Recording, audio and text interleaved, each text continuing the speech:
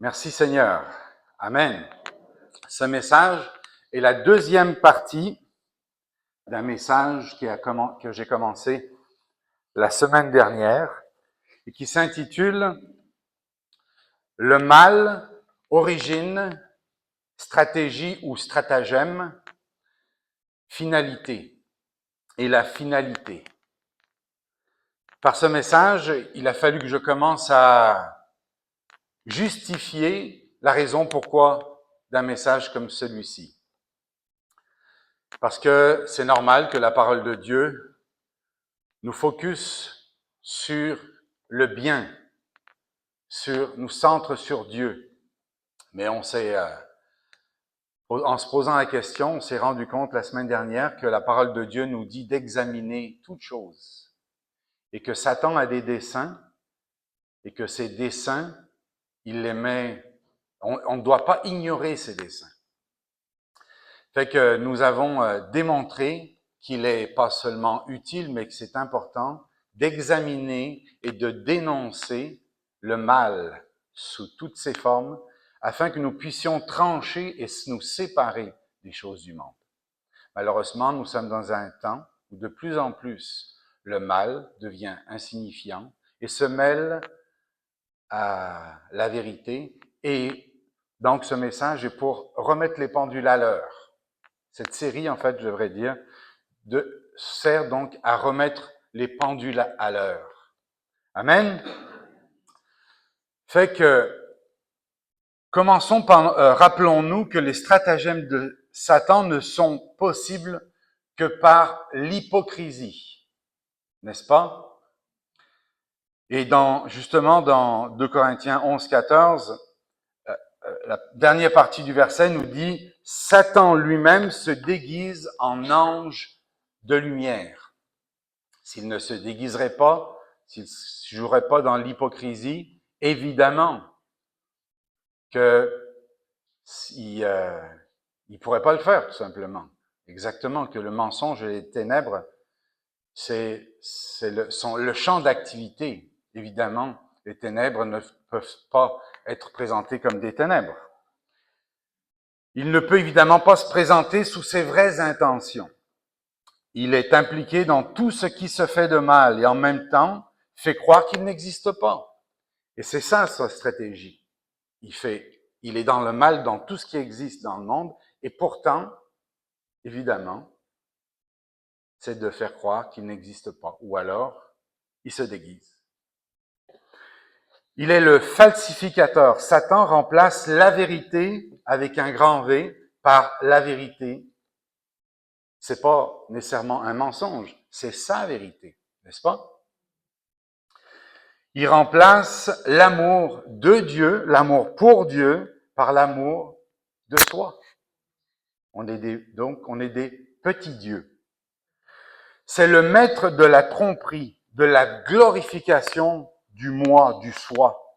Tout cela est la conséquence d'avoir mangé de l'arbre de la connaissance du bien et du mal. Le résultat, l'implication pour la vie des humains sur Terre, c'est le résultat. Alors, on n'était pas là, mais le fait est que c'est là que nous sommes rendus, n'est-ce pas? Nous sommes dans ce résultat.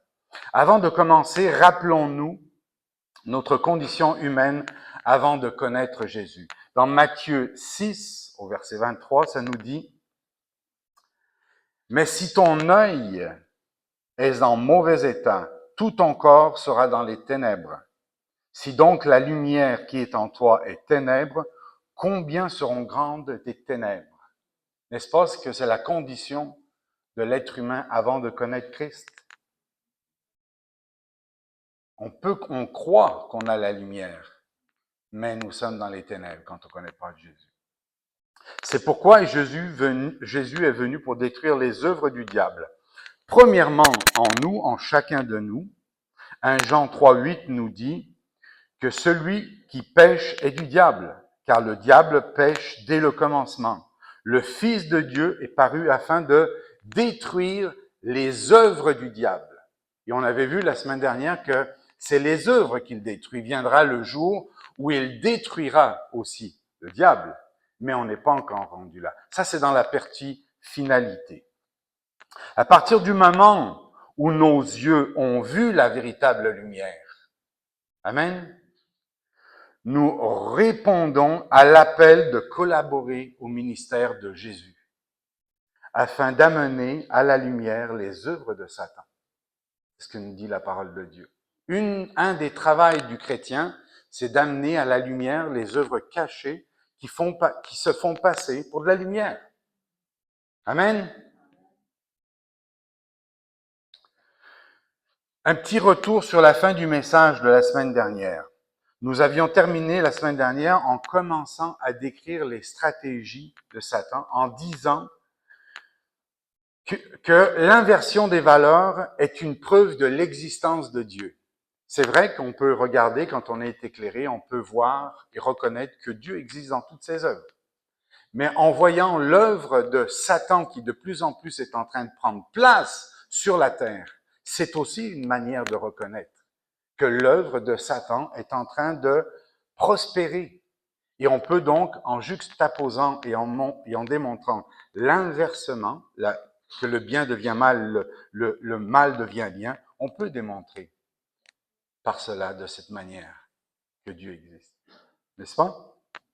Puisque les valeurs de Dieu sont inversées, on participe à la démonstration que Satan est en train de gagner le contrôle sur la terre.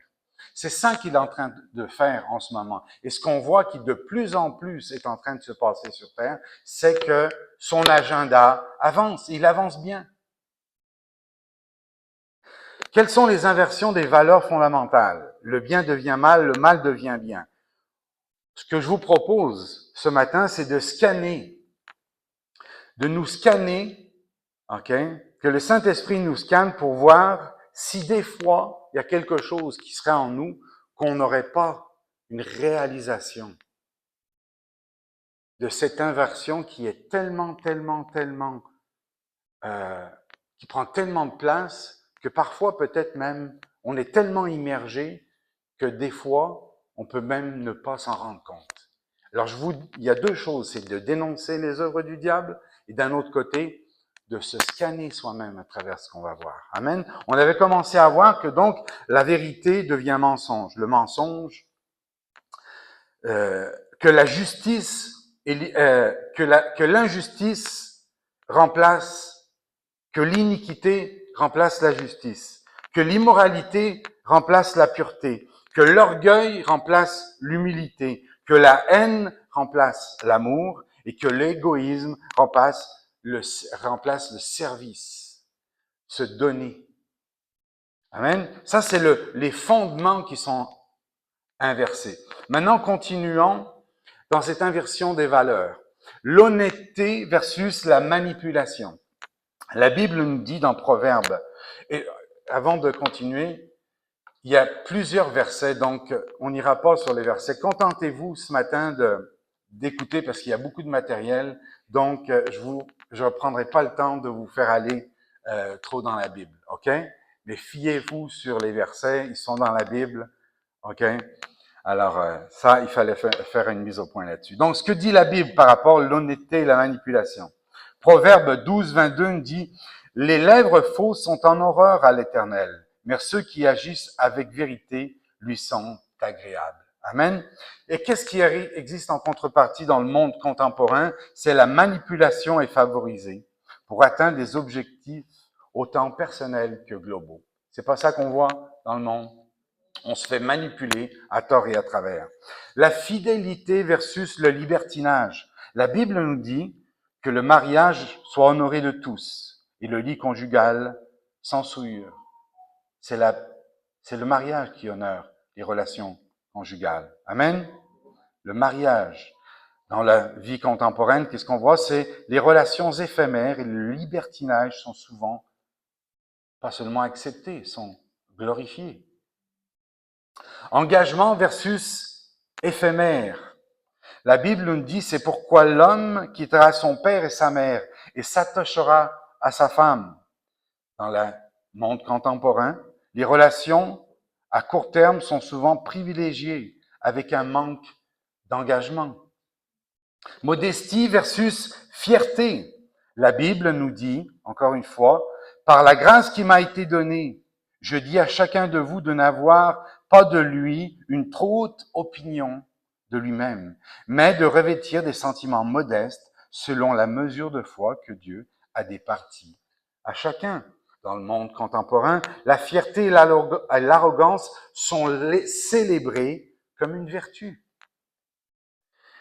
Le respect de l'autorité versus la contestation. La Bible nous dit que toute âme soit soumise aux autorités supérieures. C'est Dieu qui a insisté dans le principe, qui a mis en place les gouvernements dans leurs principes. Qu'est-ce que nous vivons dans le monde? C'est la contestation des autorités et des normes établies qui est souvent encouragée. Et on forme très souvent une jeunesse rebelle. La vie sacrée versus la culture de la mort. La Bible nous dit, dans un commandement, tu ne tueras point. Dans le monde contemporain, les débats sur l'avortement et l'euthanasie remettent en question la valeur de la vie humaine. Vérité versus relativisme. On va apprendre quelques mots ce matin. Ne soyez pas effrayés. Il y a certains mots qui sont utilisés à notre époque pour qualifier certaines choses dans ce monde, auquel on n'a pas habitude. Des fois, on voit des choses arriver, mais elles portent un nom. Et de mettre la lumière, ce que je veux faire, c'est de mettre la lumière, peut-être sur des mots, des fois, qui sont un peu, pas dans notre langage commun, mais qui expriment des vérités qui sont dans notre monde. Donc, la vérité versus le relativisme. La Bible nous dit, vous connaîtrez la vérité et la vérité vous affranchira. Nous sommes libérés par la vérité. Amen. Le monde nous dit que le relativisme moral suggère que la vérité est subjective.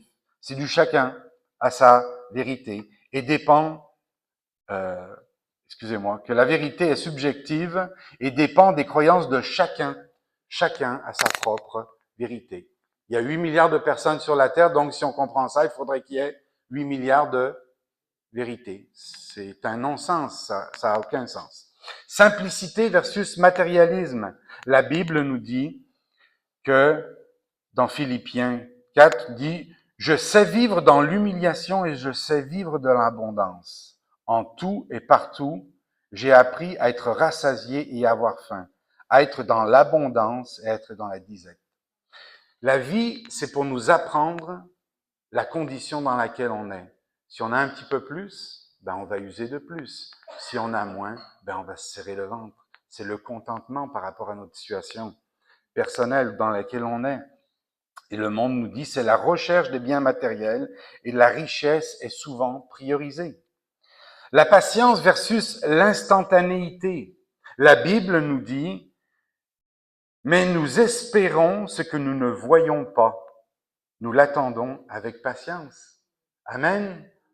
N'est-ce pas beau d'avoir la patience et d'espérer dans des choses qui sont à venir?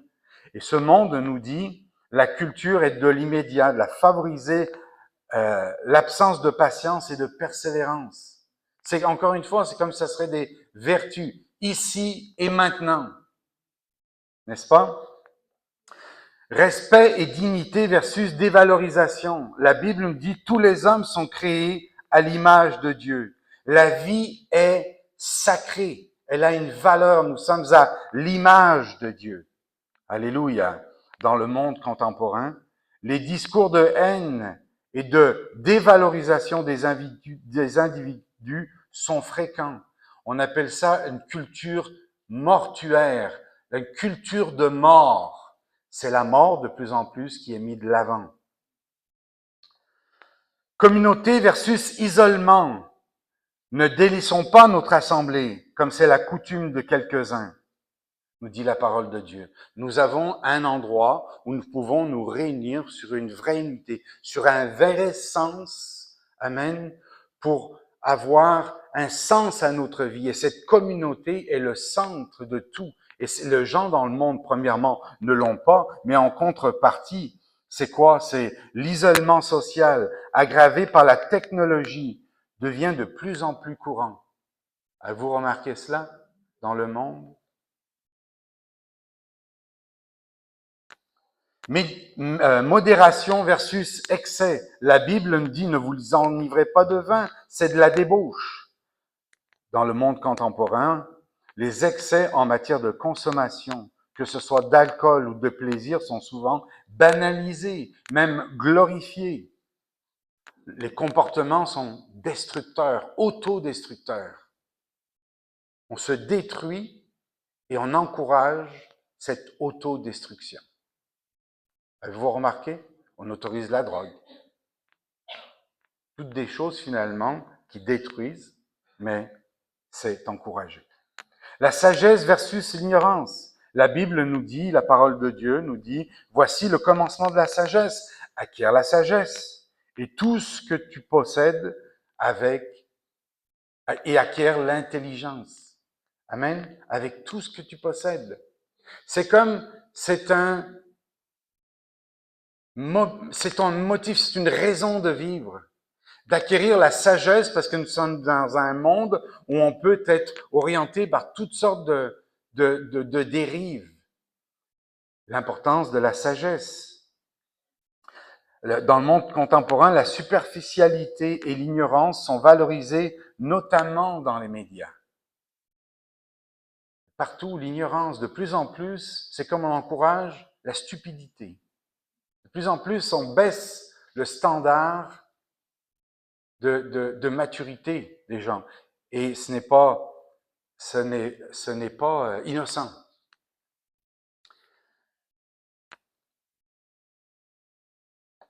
Maintenant, je vais vous parler d'un livre qui a été écrit, qui est sur, je vais partager avec Michel même. C'est un livre qui a été écrit sur le communisme. On ne fait pas de politique ici, OK?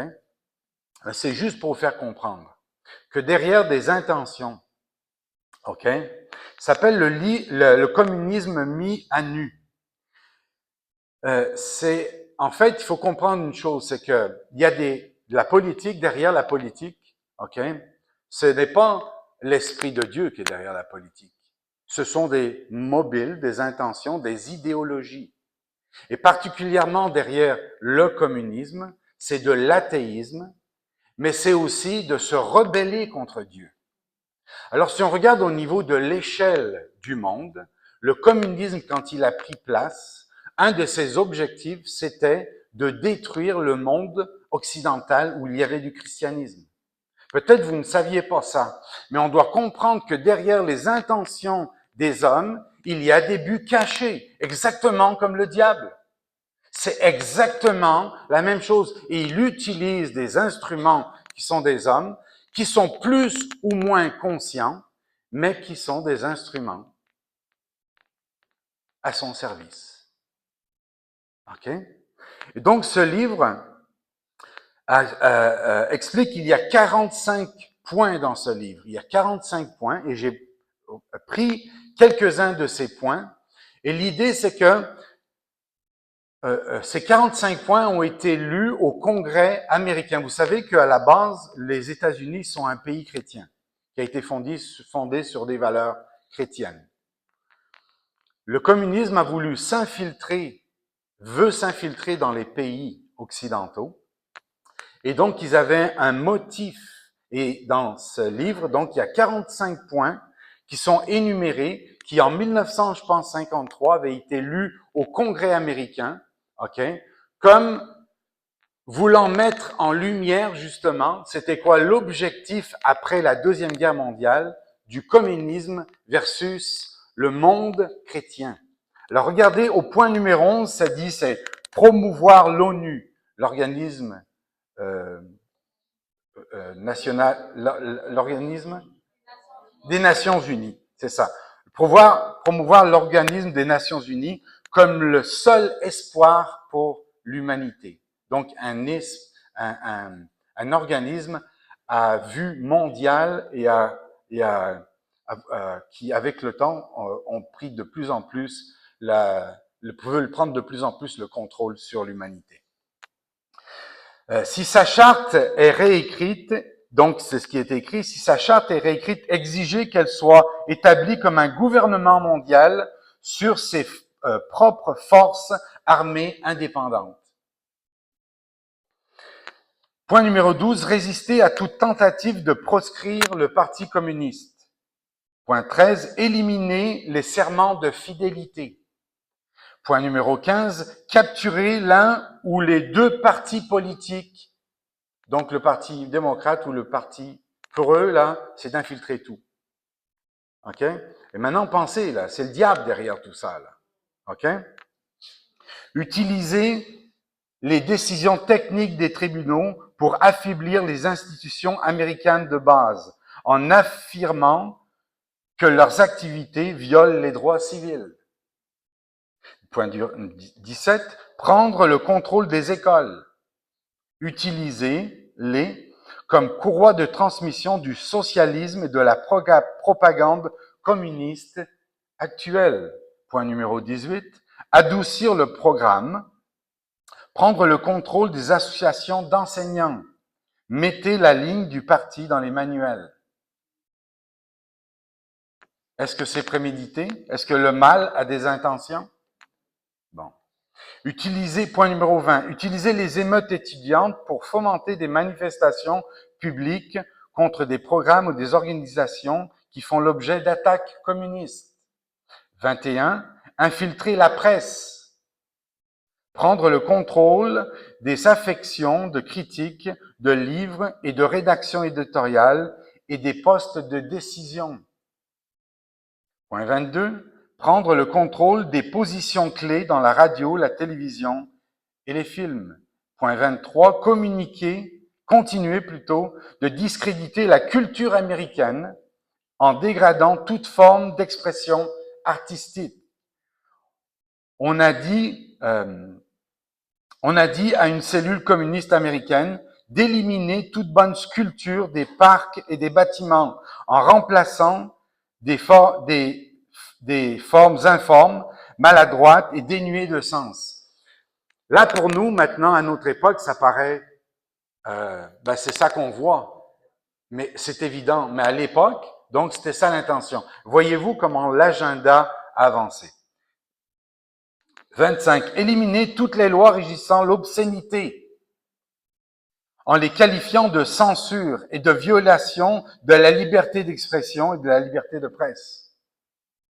26. Briser les normes culturelles de moralité en faisant la promotion de la pornographie et de l'obscénité dans les livres, les magazines, les films, la radio et la télévision. Point 27. Présenter l'homosexualité, la dégénérescence et la promiscuité comme normales, naturelles et saines. 28. Infiltrer les églises et remplacer la religion révélée par la religion sociale. Discréditer la Bible et insister sur la nécessité d'une maturité intellectuelle qui n'a pas besoin d'une béquille religieuse. C'est fou, hein, quand on regarde le monde où c'est qu'il est rendu. Point 29. Éliminer la prière ou toute phase d'expression religieuse dans les écoles, au motif qu'elle viole le principe de séparation de l'Église et de l'État. Il y a toujours un moyen caché derrière, une raison qui justifie. Point 30. Discréditer la Constitution américaine en la qualifiant d'insuffisante, démodée, en décalage avec les besoins modernes, un obstacle à la coopération entre les nations à l'échelle mondiale. Point 40, et je vais terminer jusqu'au point 43. Dominer sur la profession psychiatrique et utiliser les lois sur la santé mentale comme moyen de contrôler de manière coercitive ceux qui s'opposent au communisme. Ça veut dire quoi, comme au temps du communisme, de Staline et tout ça, c'est que les chrétiens et ceux qui croyaient allaient en prison. Point 41, discréditer la famille en tant qu'institution encourager la promiscuité et le divorce facile. Point 42, souligner la nécessité d'élever les enfants loin de l'influence négative des parents, d'attribuer les préjugés, les blocages mentaux et le retard des enfants à l'influence répressive des parents. Imaginez-vous, là. Tout ça a été médité, ça, les choses n'arrivent pas par hasard. Il y a un plan. Et le dernier point, créer l'impression que la violence et l'insurrection sont des aspects légitimes de la tradition américaine. Imaginez-vous. Donc, il faut accepter que les violences, c'est normal parce qu'il faut se rebeller contre ce qui s'oppose à nous. N'est-ce pas? Donc, ça fait le tour. Voyez-vous, on comprend qu'est-ce qu'on veut démontrer avec cela. C'est que Satan, à travers des êtres humains, qu'ils soient conscients, plus ou moins conscients ou pas, a un plan et il le met en place. N'est-ce pas? Nous ne devons pas, encore une fois, être ignorants de ses desseins. Donc, le résultat est que tous les domaines de la société est touché. Les médias et la communication. Vous savez, les médias et la communication, c'est supposé d'être le quatrième pouvoir qu'on appelle.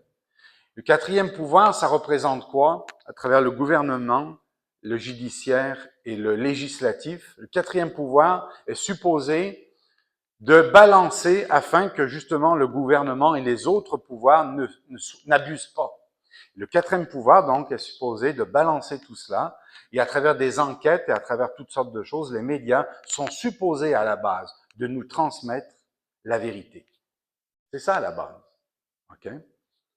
C'est quoi l'inversion? Donc, c'est l'inversion de la vérité. Les médias grand public privilégient le sensationnalisme ou la désinformation au détriment de la vérité. Ils appartiennent à des corporations qui ont des liens politiques. Je ne sais pas si vous l'avez remarqué dans les dernières années, mais de plus en plus, il y a eu des ventes de médias et que ça appartient finalement à des corporations. Et qu'est-ce qui est derrière ça? Finalement, c'est de s'approprier des pouvoirs politiques pour contrôler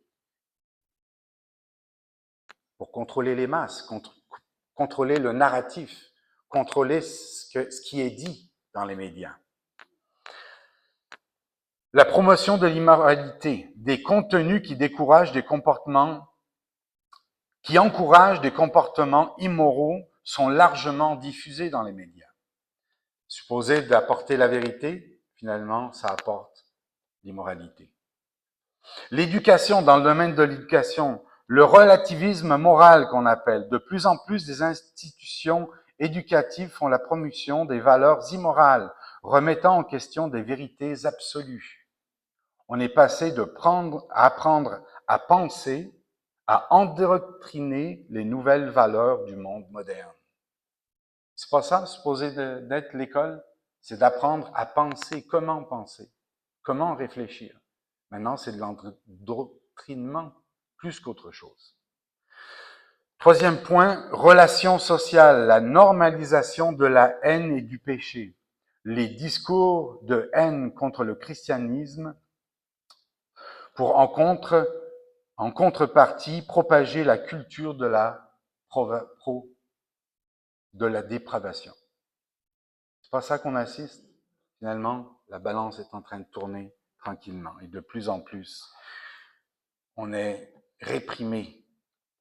Et les valeurs qui étaient de toujours les bonnes valeurs sont de plus en plus réfutées et perçues comme des choses de mal. La négation de la valeur de la vie, de l'avortement à l'euthanasie, la valeur sacrée de la vie humaine comme enseignée dans la Bible est rejetée. Maintenant, c'est le pro-choix, c'est moi, n'est-ce pas? En politique, la corruption et le mensonge, corruption et hypocrisie sont banalisés dans un monde politique. Pas de rectification des fausses nouvelles. Avez-vous remarqué ça? Il y a plus, ça existe plus des gens qui disent, ah ben non, voyons, on a dit quelque chose, sinon c'est reconnu comme faux. Non, ça n'arrive pas. C'est bizarre. Pourtant, nous, là, on regarde la télé et on dit, ben voyons, ils se reprennent pas, pourquoi? C'est normal qu'ils qu'ils perdent la crédibilité. N'est-ce pas?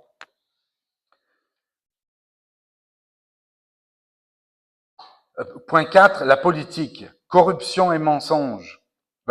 Oui. Corruption et mensonge. La corruption et l'hypocrisie sont banalisées dans un monde politique. Pas aussi, je viens de le lire, excusez. L'état profond, justement. Dans la politique, je ne sais pas si vous êtes au courant de cette idée de l'État dans l'État.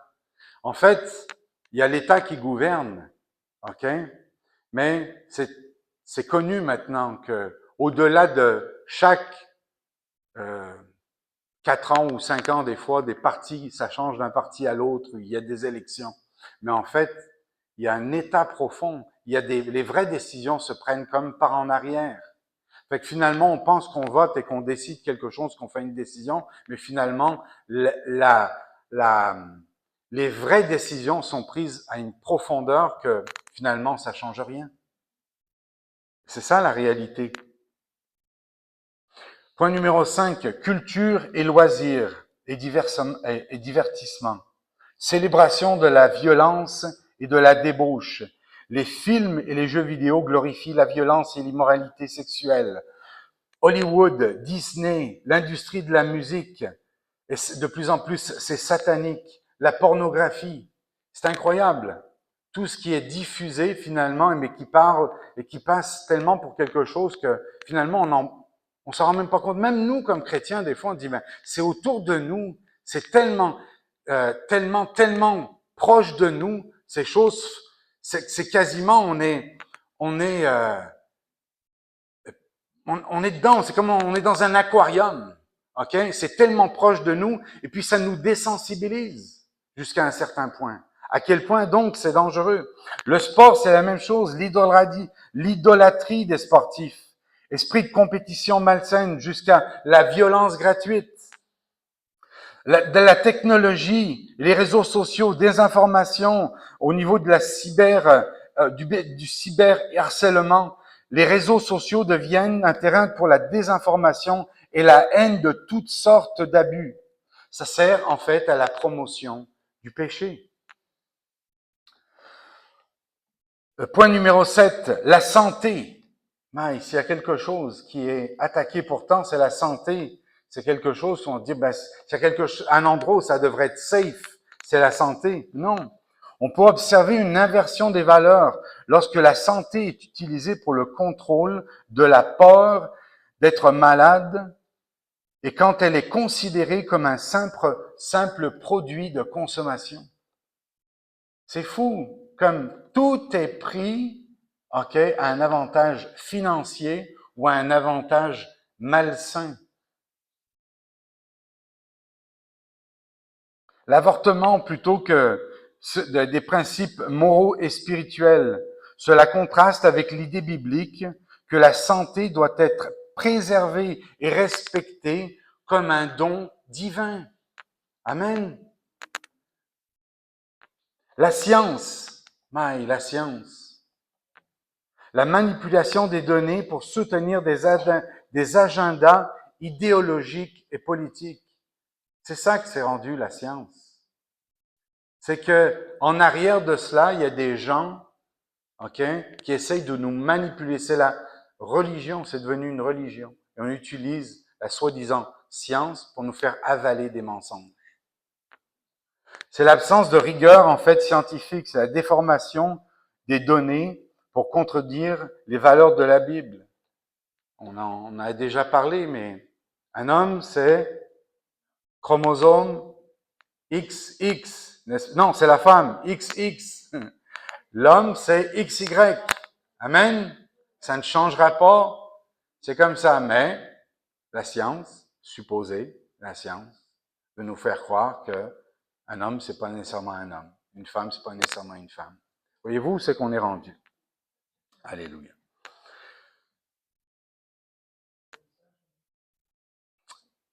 Au niveau de l'économie, c'est pareil au niveau de l'économie. Au niveau de l'endettement, c'est incroyable comment, là aussi, on endette les gens. Je crois que Je ne sais pas la proportion, mais la plupart des gens sont endettés. Et c'est le nouvel esclavage, en fait. C'est l'endettement. La priorité à la richesse. On met dans la tête, au bout du compte, des gens de le bonheur est dans la richesse. Et les gens tombent socialement, tombent dans le piège d'essayer de trouver leur bonheur en dehors d'une vie de paix intérieure, de relation avec Dieu. L'exploitation et l'inégalité au niveau économique, n'est-ce pas? L'éthique et l'intégrité, la peur de l'avenir. Les gens ont peur de l'avenir. L'insécurité au niveau de l'avenir. Voyez-vous, comment, encore une fois, y a-t-il un domaine dans la société qui n'est pas perverti?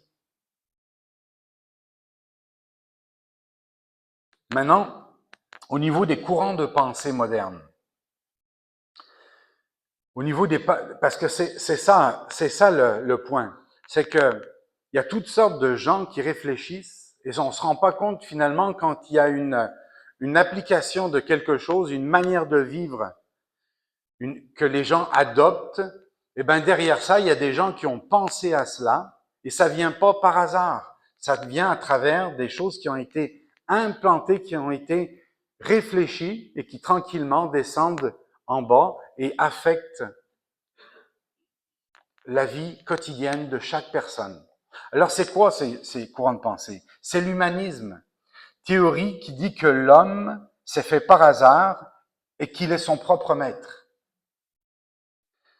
L'évolutionnisme, l'univers a commencé de rien et par hasard a évolué depuis des milliards d'années et par des mutations d'organismes est arrivé jusqu'à nous. Une autre folie.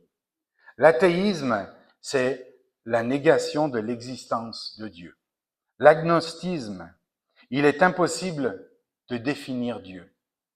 Le scepticisme, remettre en doute la définition biblique de Dieu. Fait qu'on doute surtout, il est impossible d'arriver à un consensus. Le féminisme, mouvement qui lutte pour l'égalité des sexes et critique les interprétations bibliques qui renforcent les rôles de tradition. L'homme est un homme, il a un rôle, la femme est une femme, elle a un rôle. L'anti-patriarcat, remise en question des structures patriarcales dans la société et l'Église. Négation de l'importance du rôle de père. La justice sociale, c'est l'interprétation de la Bible qui se concentre sur les luttes pour la justice sociale, en opposition aux interprétations traditionnelles de la parole de Dieu. La vraie justice, c'est celle de la croix.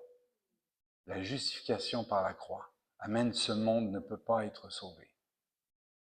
Le seul salut, c'est en Jésus-Christ. Amen. Le postmodernisme, remise en question des vérités absolues et de la raison, incluant les écrits bibliques.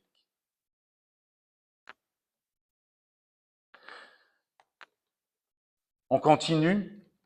L'activisme LGBTQ+, mouvement qui revendique l'égalité des droits pour les personnes, elles, lesbiennes, gays,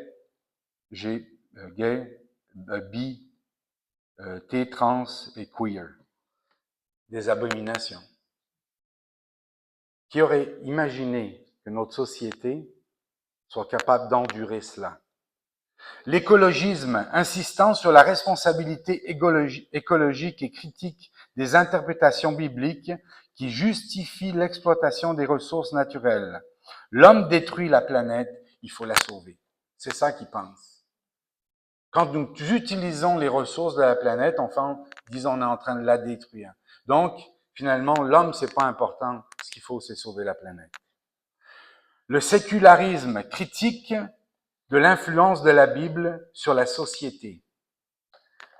Relativisme moral, croyance selon laquelle les valeurs morales ne sont pas absolues, mais varie selon les cultures et les contextes, en opposition évidemment aux principes de Dieu. Quelque chose qui est assez moderne aussi, c'est la déconstruction. Approche qui vise à déconstruire les textes et les traditions culturelles, y compris les Écritures. Déconstruire les valeurs de la nature et les vertus bibliques. Donc on déconstruit tout ce qui est vertueux, tout ce qui est, même dans la nature, comme je disais, l'homme est un homme, la femme est une femme. Déconstruire tout ce qui a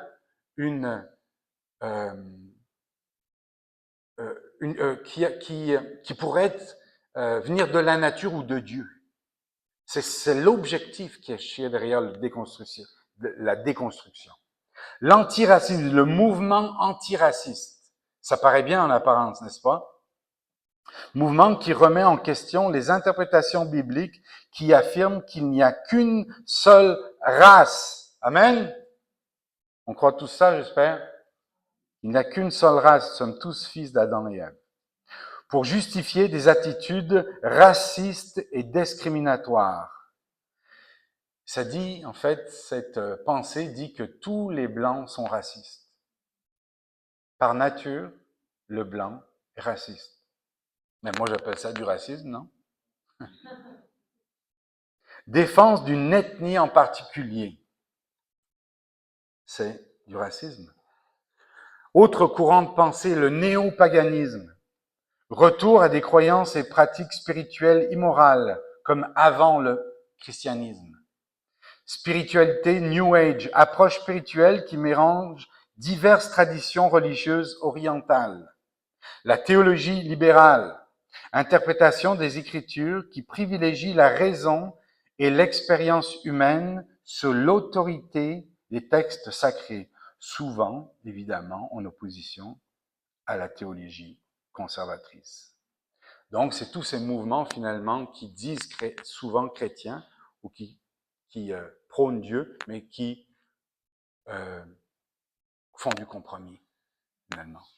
L'éthique situationnelle, position qui soutient que la moralité doit être déterminée par la situation plutôt que par des règles fixes, y compris celles qui sont trouvées dans la Bible. Par exemple, c'est des circonstances atténuantes. Ah, mon père, c'était un drogué, c'était un alcoolique, donc c'est normal. Je veux dire, il y a des circonstances atténuantes. Pas comme la Bible nous dit, le mal, c'est mal. Et puis, on doit être responsable pour nos actions. Amen. Maintenant, il y a des contrefaçons aussi, des contrefaçons spirituelles. OK? Là, on a vu un petit peu, c'est dans le monde. Maintenant, au niveau de la spiritualité, Satan s'ingère dans tout. OK? Dans tout. Et on continue donc au niveau de la spiritualité. L'occultisme. Cela fait référence à la recherche de connaissances cachées, souvent à travers des pratiques telles que la magie, la divination et le spiritisme. C'est un un verset pertinent est « Il ne se trouvera parmi toi personne qui fasse passer son fils ou sa fille par le feu, personne qui pratique la divination, personne qui observe les augures, personne qui pratique la sorcellerie, personne qui consulte les esprits, personne qui évoque les morts. » L'ésotérisme. Ce terme désigne souvent des doctrines ou des pratiques réservées à un cercle restreint d'initiés. Il inclut des croyances en des forces spirituelles cachées qui ne sont pas en accord avec la foi chrétienne, car nous n'avons pas reçu un esprit de timidité, mais un esprit de force, d'amour et de sagesse. Montre que les croyants sont appelés à se détourner de la peur et de l'incertitude liée à ces pratiques. Amen. Ces choses-là ne doivent pas nous affecter et nous devons être aux aguets des fois des imitations qu'il peut y avoir, certaines choses qui peuvent... Parce qu'en fait, ce que ça nous dit ici, c'est qu'il y a des véritables choses qui arrivent, peuvent paraître spirituelles, mais qui sont de source satanique. OK? Parler de cela ce matin, possiblement. Une personne a une vision, OK? Et vu qu'elle n'est pas ancrée dans la parole de Dieu, elle ne sait pas faire la différence. N'est-ce pas? La magie est condamnée dans les Écritures, évidemment. L'idolâtrie, souvent liée à l'occulte, c'est ce qui englobe très souvent. Le spiritisme consiste à communiquer avec les esprits des morts. Ne vous tournez pas vers les esprits, ne consultez pas les morts, ça nous dit dans Lévitique.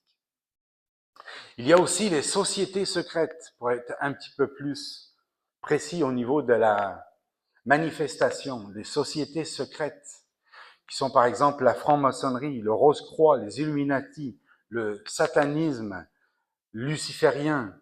Il y en a beaucoup d'autres que je nommerai pas ici. Mais voyez-vous, là, on est juste dans le vernis ici. Là. C'est une rencontre et finalement, je dis pas mal de détails, mais finalement, on est vraiment sur le vernis, sur la couche extérieure, parce qu'il y a tellement de choses. Le monde est infesté, en fait. On vit tous les jours, et nous sommes chrétiens, nous arrivons dans une certaine mesure à nous protéger. Mais le monde, les ténèbres sont vraiment épaisses autour de nous.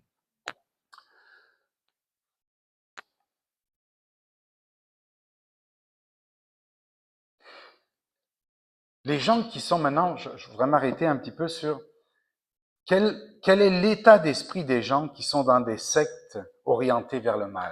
Je voudrais m'arrêter là-dessus parce que c'est important de comprendre la condition des gens qui sont jusqu'à un certain point attirés. Dans une certaine mesure peut-être, et puis chacun de nous on peut se regarder, mais dans certaines mesures, alors qu'on n'était pas chrétien dans le passé, il pouvait y avoir une certaine attirance. Puis on a peut-être même un passé qui est lié à ces choses-là. Mais je crois qu'il y a au moins trois types d'adeptes, en fait, dans les sectes, dans ces sectes. Puis je voudrais regarder un petit peu ça avec vous. Je dirais qu'il y a ceux qui ont l'illusion et qui sont dans la manipulation. Certains peuvent croire qu'ils servent une forme de pouvoir ou de connaissance supérieure, considérant leur engagement comme une quête de liberté et d'autonomie, plutôt que comme une sorte un service au mal. Ils sont séduits par l'idée que Satan représente une rébellion contre des normes qu'ils perçoivent comme oppressives. Donc, dans ce cas-là, c'est des gens qui disent, au bout du compte, Satan, c'est juste le chemin pour se sortir de l'oppression qui est dans le monde et on trouvera la liberté dans cette forme de quête du spirituel. Il y a l'autre catégorie ça serait plus le symbolisme et la rébellion. Pour d'autres, donc, le satanisme est plutôt symbolique, représentant une rébellion contre des institutions religieuses traditionnelles. Ils peuvent voir leur engagement comme un acte de défi plutôt que comme un véritable service à une entité maléfique. On voit beaucoup de ça chez les jeunes. Les jeunes voient le catholicisme ou les religions qui ont fait une certaine oppression et finalement, au bout du compte, il y a une rébellion qui sort de cela et sans se rendre compte, finalement, ils sont attirés par toutes sortes de choses, ok, et ils vont dans ces milieux-là. La connaissance du mal, c'est la troisième catégorie. D'autres, en revanche, peuvent être pleinement conscients des implications de leur choix et choisir délibérément de servir ce qu'ils considèrent comme le mal. Cela peut être motivé par un désir de pouvoir, de contrôle et d'autres ambitions personnelles et globales même. Donc, voyez-vous, il y a des catégories dans tout cela.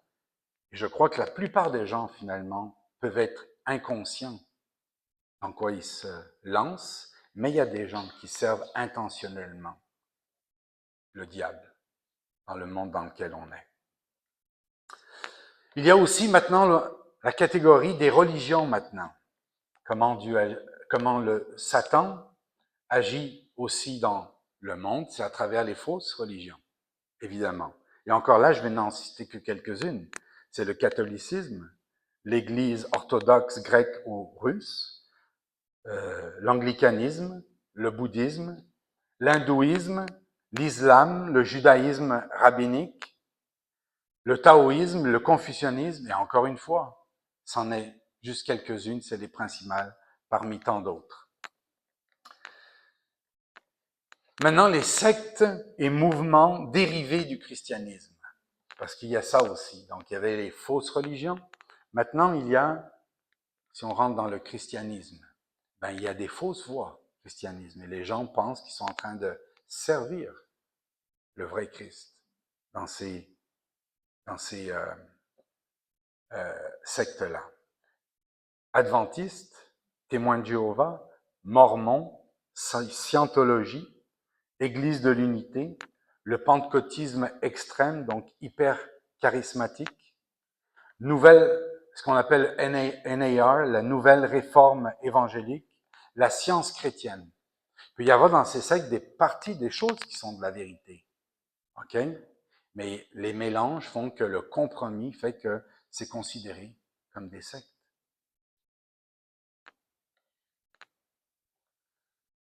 Maintenant, pour terminer, comment ne pas devenir paranoïaque?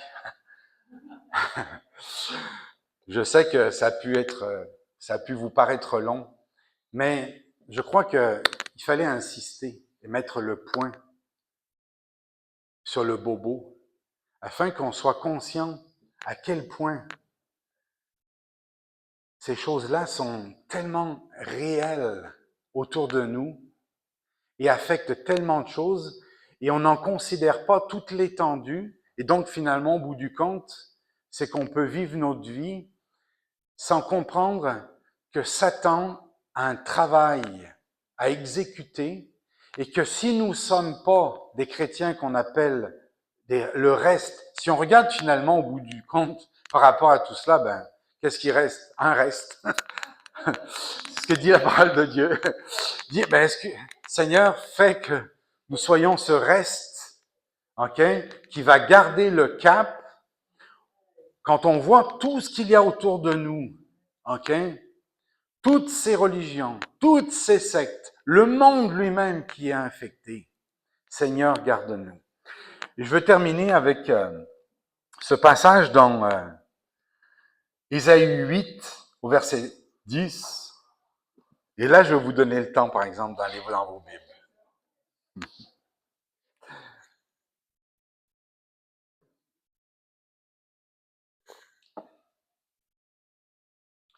Ésaïe 8, au verset 10.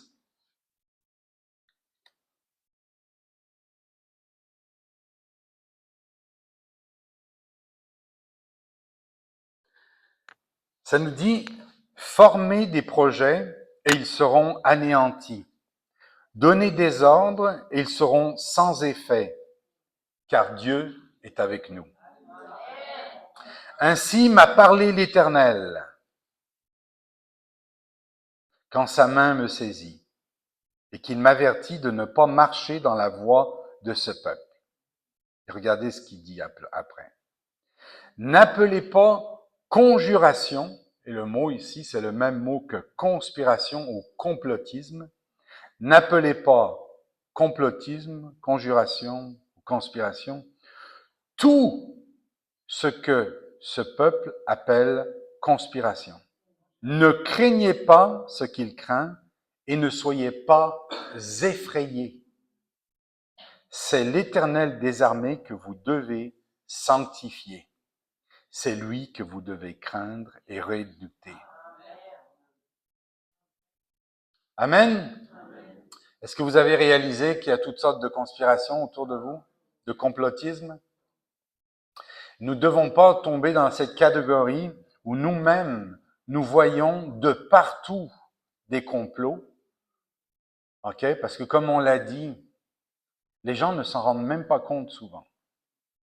Au début, comme je dirais, l'image que je prenais, c'est en haut de la pyramide, ils s'en rendent compte. Mais au fur et à mesure des couches que ça descend, De moins en moins, les gens sont conscients de cela. Donc, ils sont juste des instruments. Ils sont juste des outils manipulés eux-mêmes par cela. Oui.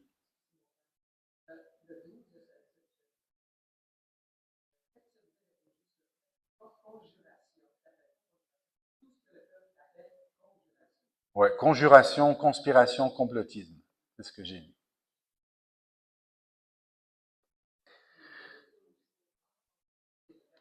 La plupart des gens dans toutes les couches de la société ne sont pas conscients donc qu'ils sont trompés. N'oublions pas cela. N'oublions pas cela que nous, merci Seigneur, nous voyons la vérité. Nous avons à la vue, à la lumière de Dieu, toute l'étendue, ok, toute l'étendue de ce que Dieu, ce que Satan fait, le Dieu de ce monde, que le Dieu de ce monde fait dans ce monde. L'étendue dans laquelle je dirais, son rayon d'action. Il est partout, ok? Et il serait possible, comme chrétiens, que nous soyons sur la défensive et dans la crainte. Mais ce que le Seigneur nous dit, et je vous le rappelle, la fin du verset, ça dit, celui que vous devez craindre, c'est l'Éternel, que vous devez redouter. Amen? Fait que ne redoutons pas toutes ces choses, mais au contraire, soyons affermis. Alléluia.